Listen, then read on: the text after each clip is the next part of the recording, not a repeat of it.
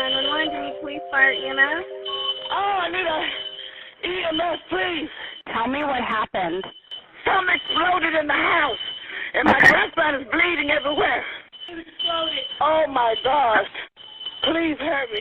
They're on their way. Is anything still burning or smoldering? Deadly explosion at a house in northeast Austin. Police I thought, is this real? After a package exploded at a home. What's going on? My neighbor, something exploded or something? There's blood everywhere. We need an ambulance immediately. Of two more bomb explosions in Austin. We are having innocent people getting hurt across this community. We have got to get this guy now. Got an explosion inside the vehicle. For 19 days in March 2018, a bomber attacked Austin, Texas.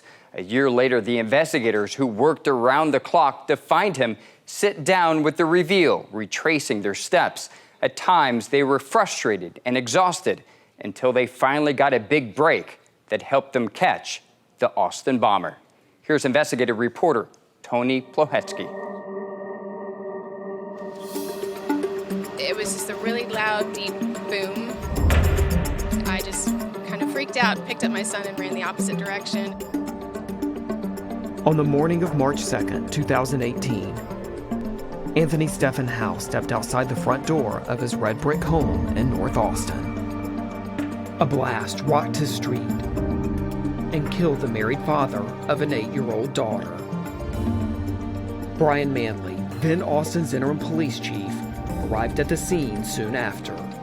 Your first thought is not that you've necessarily had the type of attack that we had here. He suspected the blast had to have been an accident. We have no information right now that makes us believe this is anything beyond an isolated incident. But when investigators saw a debris field scattered across House's front yard, they knew it was a bomb. Investigators quickly turned to chasing a flurry of leads.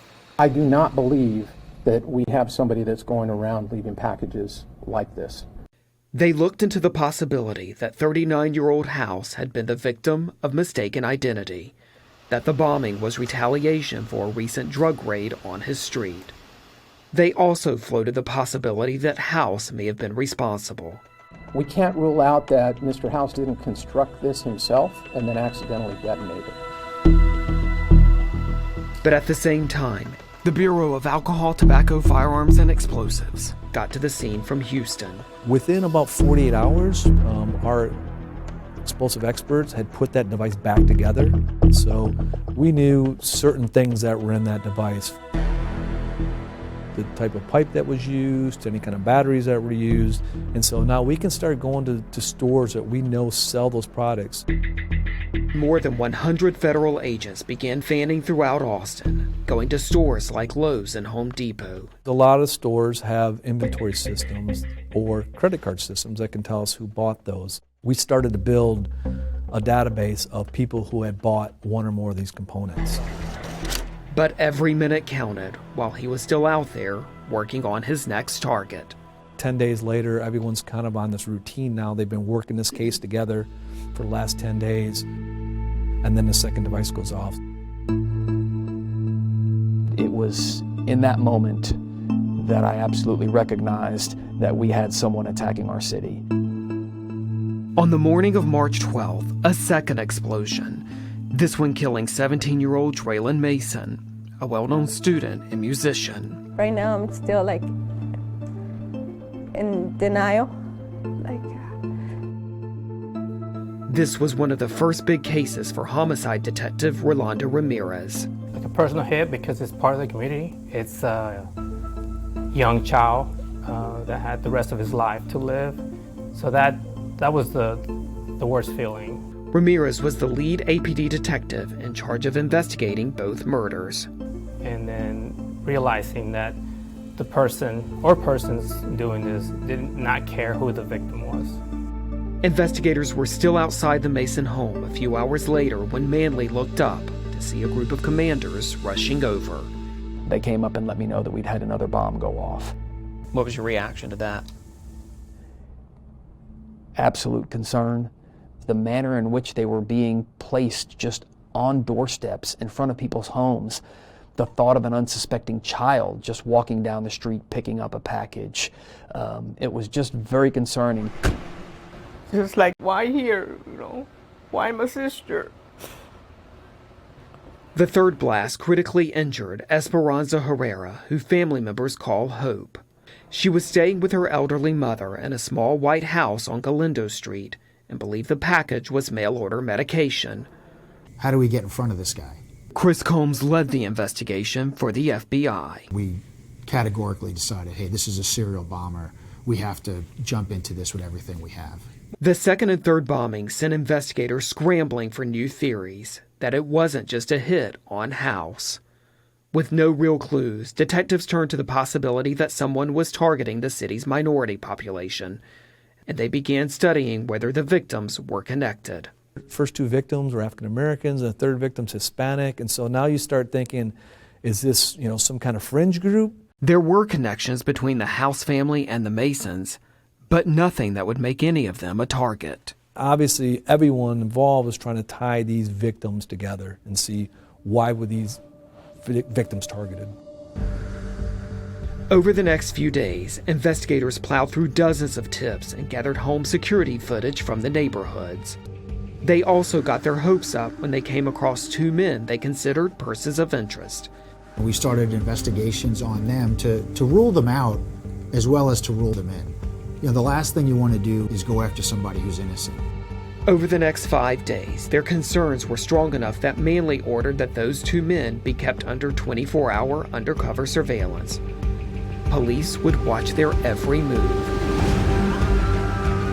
But they would soon realize they had wasted their time, as Austin We will leave no stone unturned because we are not going to allow this to go on in our city.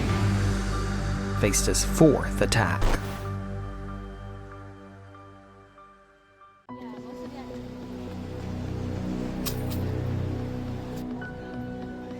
"16 days into Austin's bombing attacks, now with 2 dead and 1 critically hurt, investigators were still scraping for clues to make sense of the attacks. You just didn't know where the endpoint was going to be. Sunday, March 18th, they had a news conference. The reward money that is now available is $100,000 for a tip that leads to an arrest in this case. Behind the scenes, they also had come up with another goal. The second purpose was really to try to communicate with the bomber and get him to communicate with us. By now, hundreds of federal agents had descended onto Austin to help with the investigation. Brian Manley wouldn't get a chance to rest that Sunday night. And Chief Manley is now on scene. Let's go to him live. We had a report of an explosion, and what we have right now is a scene where it is obvious that an explosion has taken place. Investigators first feared it was the work of a copycat, but when they arrived at the scene, the bomb had all the hallmarks of the other 3. Only this time, he had used something more elaborate, a tripwire anchored by 2 yard signs to trigger the blast. This is a jump in sophistication. This is a jump in lethality, and that concerned us greatly. So that was a whole nother issue, is he's raising his game, he's taking it to another level. It injured Will Grote and Colton Mathis, 2 young men who had been friends since high school. One of them had a injury on the lower leg, and blood was streaming down, kind of from knees down on both legs. It also caused investigators to abandon their theory that the bomber was targeting minorities or anyone specific. There was not an intended victim. That one was randomly placed, and anyone that happened upon it would have been the victim. They also realized that 2 men they had been watching and who were persons of interest weren't connected after all. Everyone just dug back in and doubled down and worked that much harder because we recognized it wasn't going to stop and that the need was even greater now to keep digging. Really, you have to start all over again. Frankly, there weren't a lot of clues. We were expending huge amounts of resources trying to figure out anything that could help us break the case. We worked that scene all day. We probably closed down at maybe 7:30, 8 o'clock at night. I'd actually gotten back to the hotel, and I was just trying to get my thoughts together, come up with our investigative strategy for the next day. Get into bed probably at 10 o'clock, and shortly after midnight, my phone's going off again. A package had exploded in the town of Schertz, about 65 miles south of Austin, at a FedEx distribution facility. an employee was hurt. I'm lifting my head off the pillow thinking, oh my goodness, I got to get a whole team who's worked just as hard all day long out to that facility. The bomber had walked into a FedEx store and shipped 2 packages bound for 2 Austin businesses. You now have the possibility that bombs have been placed in the mail distribution system, whether it be through the U.S. Postal Service or through one of the private carriers, all of whom use planes to fly parcels across this country. So this was bringing a whole nother dynamic into the investigation. Officials were so concerned that they debated whether to ask the company to park its trucks. About 30 minutes later, Milanowski and the other investigators got these photos of the person who shipped the packages, dressed in a wig and wearing gloves. It is the first time they lay eyes on the suspected bomber. Are we 100% sure? That was my first thought. Are we 100% sure this is our guy? By 8 o'clock Tuesday morning, the FedEx worker who had helped the bomber showed back up to work. Agents were waiting to question him. He admits he thought the sender was suspicious, but he said he didn't think to raise an alarm. Up until now, the attacks had not involved shipping explosives, but something still felt off about the customer. He said, yes, that guy was very strange. In fact, he smelled like burnt wire. He had followed the man outside and saw what he was driving. He identified it as a small red pickup truck, and then we showed him pictures of stock photos of small red pickup trucks, and he narrowed it down to a red Ford Ranger. From there, investigators rushed to get a list of every person with a red Ford Ranger registered in the state. That's a huge list. People went through that list, and you get names. And then you take those names and you compare it against the names of every single person that's ever gone to other 100 stores. And it's like a puzzle, and you just keep putting it together. Then an analyst realized there was a match. The owner of a red Ford Ranger also had bought items with a credit card. We ended up going through the receipts, realized, hey, there's one common name there. I was like, this is our guy. There's no doubt in my mind.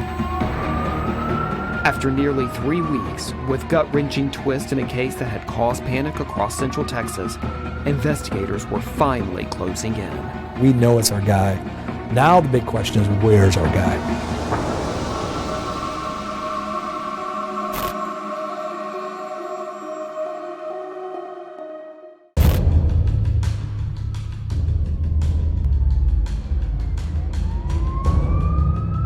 Investigators who had devoted weeks to finding the Austin bomber moved fast after getting their most promising lead yet.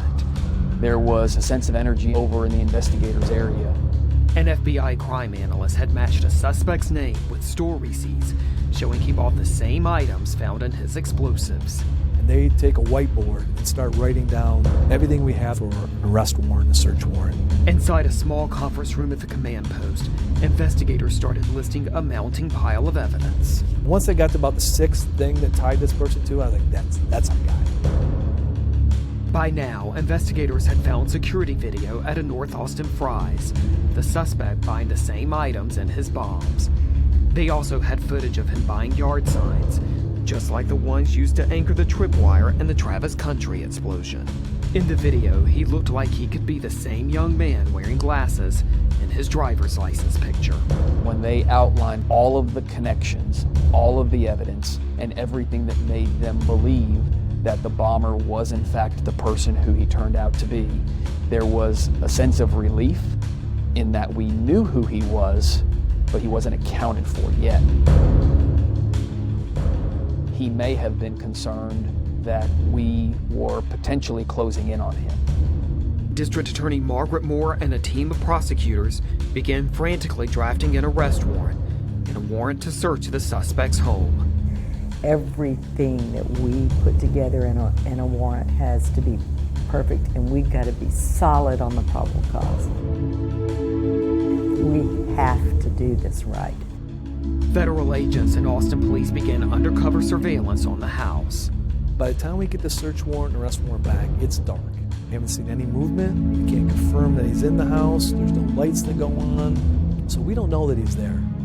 To do a SWAT raid and a search on a bomber's house at night, safety-wise, it's not a great decision. Manley feared the bomber already had a new target and could strike again overnight. We knew that he was a very skilled bomb maker, and the likelihood that his home at a minimum would contain explosive devices, but also likely maybe booby-trapped. If we executed and didn't capture him, he could go into the wind anywhere in America. We decided, let's spend tonight trying to find him, get him under surveillance, and then tomorrow morning, we would hit the house. Most investigators had gone home to rest as midnight approached. I drive again up the Round Rock to where my hotel is, and I literally walk in the door and unloosen my tie, and my phone goes off. He just turned his phone on. And so we know where his phone is. We got him. We know where he is. We're moving troops out right now to his location. Now we know where he is, and he's a half a mile from my hotel. So I asked DPS, get up there, surround that hotel. We're coming. We were trying to get our tactical vehicles. They afford ballistic protection and would have allowed for a much safer operation. And that's when we were notified that the suspect was now driving away. Air to ground, he's on the move. We have got to get this guy now. However this played out, it was going to be a very dangerous operation.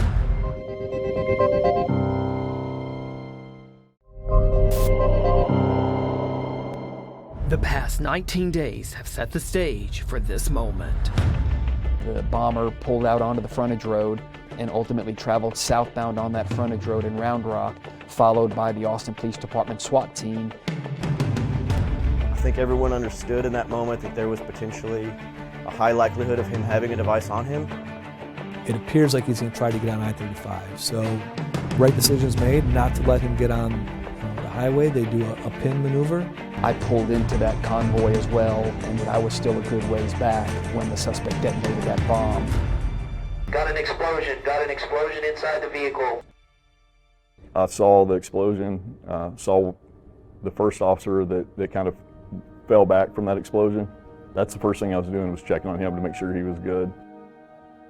The smoke cleared and the hunt was over. It has been a long, almost 3 weeks for the community of Austin.